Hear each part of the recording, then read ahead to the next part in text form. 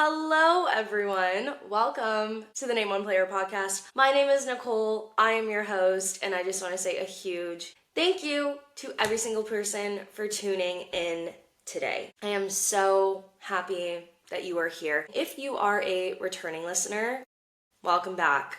I'm so glad that you decided to come back. Thank you. That means the world to me. If you are a new listener, thank you for joining in. That means the absolute world to me as well. The Name One Player podcast is a place for women to come on here and chat all about the sports teams that they love, chat about the incredible roles that they hold within the sports world. And the best thing about it, in my opinion, is that you have no men here asking you to name one player.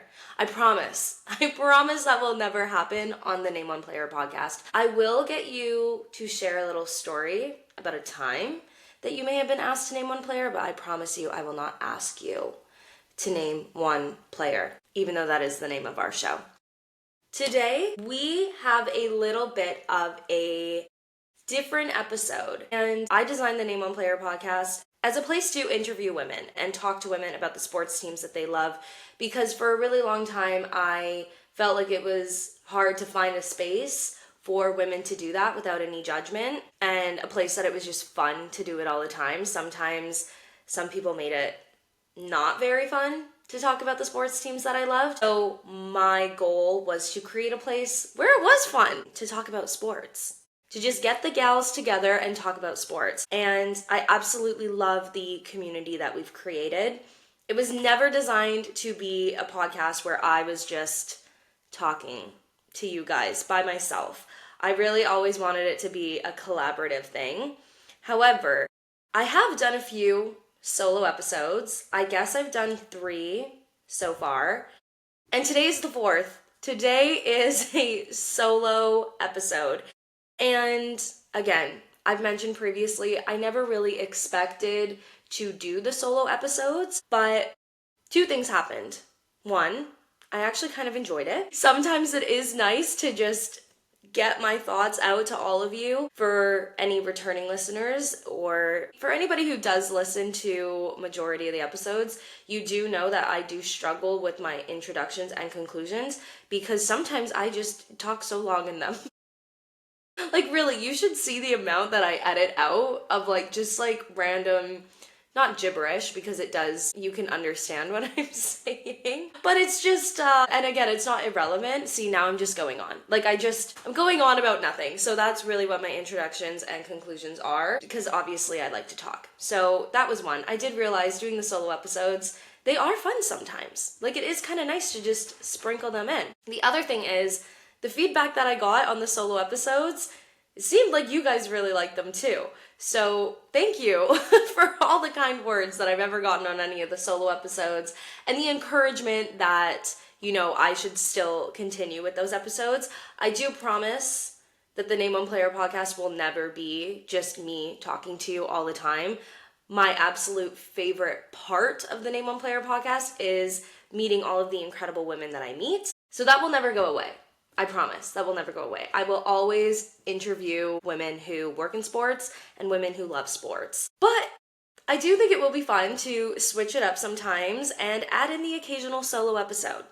If I have some things that I want to say and I feel like it's too long for an introduction or a conclusion, maybe I'll just sprinkle in a little solo episode every once in a while. I hope you guys are okay with that. And if you're not, it's my podcast. I'll do what I want. And 2, there's going to be so many episodes with guests for you to listen to. If listening to me for the length of a podcast episode isn't your jam, that's totally okay. No hard feelings. You should just listen to another episode instead. You should come back still, for sure. Today's episode is kind of focused around a fun little TikTok trend, I guess, that I've been seeing all over. And it's the propaganda that I'm not falling for trend. I'm not sure if you've seen it, but people will post, a picture of themselves, a video of themselves, and then write propaganda that they're not falling for. And I mean not literal like war propaganda, more in the sense of just silly little things that a lot of people believe, and it might be because society has taught us that, or it might be because a whole bunch of people have recently been talking about it. There's a whole bunch of different things, and it really does vary from some very serious systemic things that we have been taught to silly little things. Like, for example, the thing that comes to mind for me, the propaganda that I'm not falling for is that an Aperol Spritz tastes nice. I'm not falling for it. Personally, I'm not falling for it.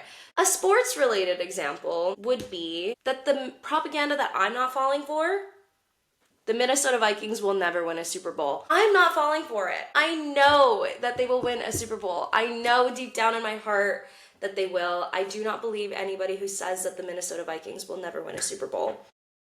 I don't know when it's going to happen. I don't know. That part I don't know. I'm not necessarily going to say propaganda I'm not falling for, that the Minnesota Vikings will not win a Super Bowl next season. Maybe, who knows? But I'm not going to put any money on that. But, maybe I will. Maybe I will. I don't know. Who knows? Anyways, that's besides the point. 2 little examples there of the propaganda I'm not falling for trend. And I thought it would be fun to make a whole episode based off of sports propaganda that I'm not falling for, specifically centered around women in sports. Because that's what this whole podcast is about. Women in sports, women who love sports, women who play sports, women who work in sports, all of it. And there's a lot of things that people believe, propaganda that society, our friends, the men in our life, whoever it may be, are trying to get us to believe about women in sports. And I'm just not having it. I am not having it. And it took me a bit of time to kind of zero in on what I wanted to talk about in this episode, because there's so much propaganda around women in sports and things that I just think honestly are absolutely ridiculous. So I managed to narrow it down to 3 points. And within those 3 points, I managed to narrow it down even further, because otherwise this episode genuinely could have been 3 hours long. This is a topic that I genuinely am like, you could let me talk about this for days. And it was so fun researching the statistics, because I've said multiple times in multiple episodes, I am not a numbers girl, okay? And that just made me think of another thing that I could have brought up. Propaganda I'm not falling for. You need to know every statistic to love sports. That's not actually included in this episode at all, but I just thought of that one right now too. Like, again, this is the perfect example. I could go on this for days. Anyways, the whole point of me saying that is that I don't love numbers, but I brought statistics for this episode, okay? We have numbers, okay? We've got the facts for you guys for this episode. And it's been so fun getting all of the research for this episode to back why I'm not falling for the propaganda. So I think let's just get into it. I hope that you enjoy this type of episode style. If you do, please let me know. If you don't, you can also totally let me know. Like, I will not take any offense if you message me and be like, Nicole, I hated the episode. Like, please never do that again. Like, I'll take it, I'll take it. I have thick skin, okay? I can take it. However, I do hope that you love the episode. I think it's gonna be a really fun one. And yeah, I think let's just get into it, okay? All right? Propaganda number 1 that I am not falling for. Women's sports don't bring in any revenue. Nope, wrong. I don't believe it. I'm not gonna believe it, okay? And talking about numbers, I have some numbers for you all. Now, of course, I do not work in finance. And again, take it all with a grain of salt, please. Do not come for me. I really did look into my sources and look where everything was cited, and it looked legit to me. It looked legit to me. I don't know. So please don't come for me if I get any numbers a little bit wrong. Please feel free to let me know if I have misquoted anything. I will 100% own it. But starting out with our first set of numbers here. We are currently in the year 2025. In the year 2024, it was reported that women's sports leagues across the world, across all sports, had a revenue of more than $1 billion for the first time ever in 2024. It was actually $1.88 billion across all sports. Deloitte is projecting that at the end of 2025, the revenue for, again, all women's sports will be $2.35 billion. Now that is a large jump. 1.8 to 2.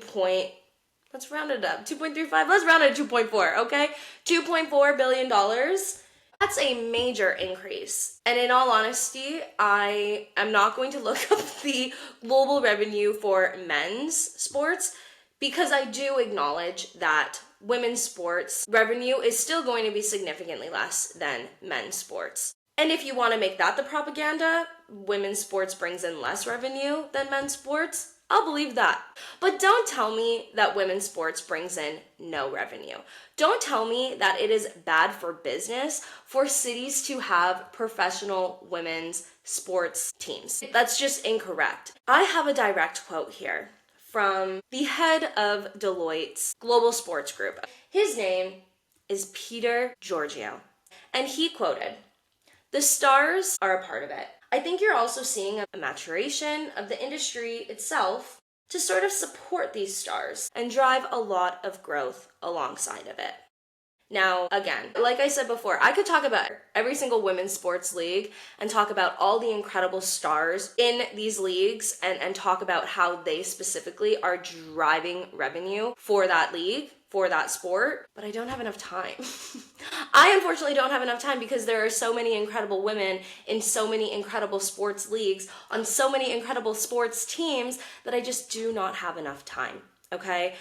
But two people that I do want to talk about, Caitlin Clark, Angel Reese. It is undeniable that them entering the WNBA has skyrocketed revenue for their teams. It's just, you cannot deny it. In 2024, $1 billion of that was women's basketball leagues. For the first time ever, women's basketball surpassed women's soccer, football, wherever you're listening, whatever you want to call it, surpassed their revenue. Women's basketball surpassing football, soccer, the most popular sport in the world. And I really do think a huge part of that is these stars that are coming in and are just, I don't necessarily want to say changing the game. They are changing the game. However, there've been talented women's basketball players and female athletes like that. That's not new, but the coverage that these women are getting, the brand sponsorships that these women are getting, the notice that these women are getting is newer. And I absolutely love that. And a huge part of that revenue is because people are watching women's sports. That's just undeniable. Sports are so popular because it's entertainment. That's why there's revenue for it. That's why people show up to the games. Like, it's entertaining to watch, you know? If you're a really bad sports team, people don't want to watch you.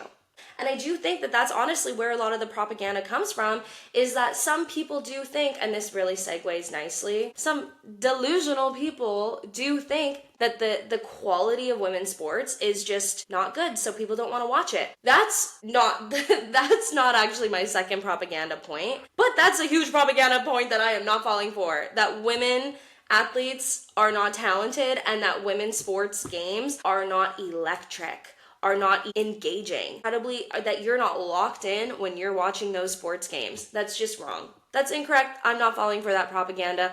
But leading into the next propaganda that I am absolutely not falling for. Nobody watches women's sports. Hello? Not true. To quote the iconic Together brand, who, if you guys don't know, was started by Alex Morgan, Chloe Kim, Sue Bird, Simone Manuel, some of the most iconic female athletes in the entire world. You have to have seen it around, but the amazing shirts and hoodies and everything that says everybody watches women's sports. If you don't watch women's sports, you're kind of weird. Propaganda I am falling for. If you don't watch women's sports, you're weird. You're weird, okay? Sorry if you don't watch it, you're weird. No, okay. We're not in the business of calling people weird. But it is kind of weird. If you don't watch women's sports, honestly kind of weird. Anyways, I will also just say the Together brand did sign a partnership with Nike. Incredible. You're going to walk into a Nike store and you're going to see a mannequin wearing shirts that say everybody watches women's sports. How freaking amazing is that? Anyways, that's besides the point. Propaganda I'm not falling for. Nobody watches women's sports. That's just wrong. I'm sorry, that's just incorrect. If we're talking about the previous point about revenue, that women's sports does not generate revenue, we've already dispelled that. We know that women's sports teams are making money, okay? And that's for a variety of different reasons, but one of the main reasons is because viewership is up. People are showing up. People are showing up to these games. And for this propaganda point, I am going to use the PWHL for this example. The Professional Women's Hockey League. They just recently had a little takeover tour. They went to a couple stops and they showed up and they had games in those cities. One of those cities is the city where I live, Vancouver. And I would like to say, if nobody watches women's sports, why did the PWHL game that occurred in Vancouver, why did it sell out Rogers Arena when the Vancouver Canucks have not sold out Rogers Arena since 2014? It's been 11 years. It's been 11 years since the Vancouver Canucks have sold out Rogers Arena, according to my research, okay? And when I saw that stat, I was like, whoa, that's been a long time. To be fair, they had sold out Rogers Arena for many years prior to that, and they have come close to selling out Rogers Arena, but according to my research, they have not sold out Rogers Arena since, and the PWHL Takeover Tour did sell out Rogers Arena. I have this written down. Rogers Arena has a capacity of 19,038 seats. So again, we're talking about revenue in our previous point. I think they're doing okay. They're doing so well that the PWHL decided Vancouver needs their own team. Stat, okay? Vancouver needs their own team and they need one now. And guess what? Vancouver does have their own team now. I am so excited to be able to go to women's professional hockey games in Vancouver. They've been signing players, and I've been reading up on these incredible women, and I'm so freaking excited to watch them in action. We don't know the name of the team yet, so I'm excited to see what it's gonna be. Who knows? But I will just say, in my research that I've been doing, like majority of teams, you are able to purchase season tickets for the new PWHL Vancouver team, okay? When doing my research, the premium membership packages for the season tickets sold out. They're already sold out. You want the premium package? You can't. Sorry, the demand is too high because so many people watch women's sports. Don't tell me that nobody watches women's sports. That's wrong. That's just plain incorrect. Continuing on. The PWHL Takeover Tour went to multiple cities, and one of those cities was Quebec City. Now, Quebec, they're a hockey province, okay? They love their hockey. Montreal is a 3-hour drive away from Quebec City. Quebec City sold out the arena that they were playing in, and looking at these numbers, I have these numbers written down too, they had an attendance, a sold-out attendance, of 18,259 tickets sold. When looking at the average attendance for the 32 National Hockey League teams for the 2024 season, that attendance, 18,259 in Quebec City, was more than 20 of the 32 teams. So you're telling me that nobody watches women's sports, but only 12 NHL teams had a higher average? And I mean, this was just one game in Quebec City. This is the whole season, and you're telling me the average was lower for 20 of these teams than one professional women's hockey league game in Quebec City? That's really strange. If nobody watches women's sports, how did that happen? That's really confusing. I don't really know. I don't know. And the success of the PWHL is a huge reason why I'm not falling for that propaganda that nobody watches women's sports. I don't believe it. Okay, moving on. this is our last point here. And this is one of my favorite points. And it was so hard to narrow this down because, again, I could talk about 1,000,001 things that people have said to me, things that I think society, men in particular, are thinking about women's sports and women who love sports. I could go on for days. However, one more piece of propaganda that I am not falling for is that women can't work in sports. Really? Women can't work in sports? That's so crazy. Because when I'm sitting at home, I'm Canadian, so I turn on TSN. I turn on Sportsnet once football season starts up. We got the NFL channel on. Tell me why I'm seeing women broadcasters.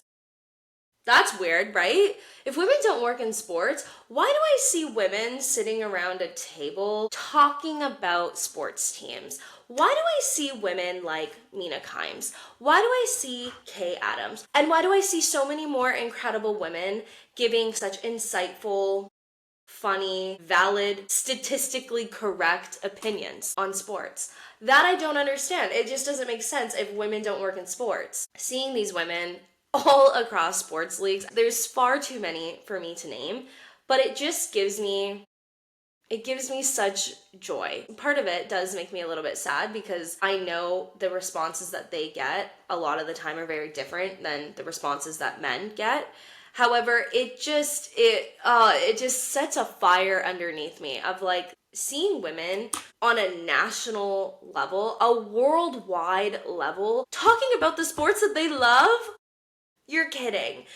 Like, it's so incredible to see, and just knowing how hard they worked to get there, how much shit, for lack of a better word, that they had to push through to get to those spots. How many times they had to hear that women can't work in sports. How many times they had that propaganda drilled into their heads, and they're still showing up to work, and they're a camera in front of their faces, and they're putting on a smile, and they're talking about the sports that they love. Chills. Like, it gives me chills to think about millions, sometimes billions of people are watching them, and you're still gonna have the audacity to say that women can't work in sports. Well, what are they doing? What do you mean they can't work in sports? That doesn't make sense. And then we have the men who, they take it a step further and they say, okay, fine. They're talking about sports. They have a teleprompter in front of them. They have somebody in their ear telling them what to say. Anybody can do that. You don't need to know sports in order to just sit and talk about it. Okay, well then tell me why there's women who are coaching professional sports leagues. You would think that you need to have a significant amount of sports knowledge to be able to coach a sports team, right? You would think that, especially at the highest level of sports. You would think that, right? So tell me why there's women like Jessica Campbell, assistant coach of the Seattle Kraken. Tell me why there's women like Alyssa Nakken, the first full-time coach in MLB history. Tell me why the National Football League has 15 women in coaching positions across the entire league. That doesn't really make a lot of sense to me if you're telling me that women can't work in sports, and they especially can't coach sports, especially with male teams. Tell me why these women are there then. It's not really adding up to me. And lastly, you're telling me that women can't work in sports, so tell me why I've interviewed sports lawyers. Tell me why I've interviewed media personnel that are hired by these teams. Tell me why I've had conversations with women who are inside these locker rooms getting incredible interviews after heartbreaking losses and the most amazing wins. Tell me why women are in these jobs. I want to know. Tell me why I see women coming across my For You page who have Super Bowl rings because they're on the staff, because people in head office are doing so much for the well-being of the team, and teams don't get to where they are without staff behind the scenes doing what they do. And tell me why so many of them are women if women can't work in sports. It just doesn't really make sense to me. I don't know. Going back to the Name One Player podcast and why I absolutely love this podcast is because I get to interview these incredible women who love sports, who are posting about sports, who are working in sports and changing the perception. They get to share these stories with me about how they're taking all these little propaganda, false narratives that they're hearing every single day, and they're turning it around. So thank you to every single person who I've ever had on the Name One Player podcast. I feel like I'll never, ever, ever be able to thank everybody enough for coming on here. But every single one of you is dispelling this propaganda, which I just absolutely love. And we're gonna keep doing it. So yeah, I think that's really it. Again, I could go on forever and ever and ever about sports propaganda that I'm not falling for. I'm not falling for it. But I do only have a certain amount of hours in a day, and that is 24 hours. And I do have other commitments in my life. I do have other things that I have to do. But trust me, if I could, I would just sit on here and talk about how passionate I am about this topic. I hope you enjoyed the solo episode. I definitely enjoyed it. I do miss talking to people though, so I am looking forward to our future episodes that we have lined up with some incredible guests. And I think you guys will all love our little upcoming lineup as well. But for now, if you have any other sports propaganda that you're not falling for, please let me know. If you are listening on Spotify, there is a little comment section. Comment your propaganda that you're not falling for.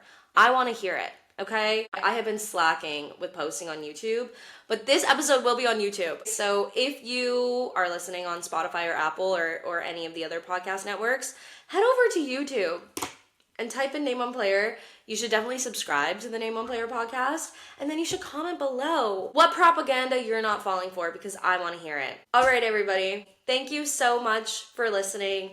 I hope you all have an incredible week. Really fun week in sports coming up. We have the final round of the NBA playoffs going on. We have the NHL finals going on. I definitely want to do some episodes with some fans of the teams that are currently in the finals. So I'm going to find you guys. I'm going to find some Oilers, some Panthers, some Pacers, some Thunder gals. And we're going to talk about those teams, okay? We are. So I hope you all enjoy the excitement of the finals. I know I will be following along and enjoying every minute of it. All right, everybody, take care. Bye.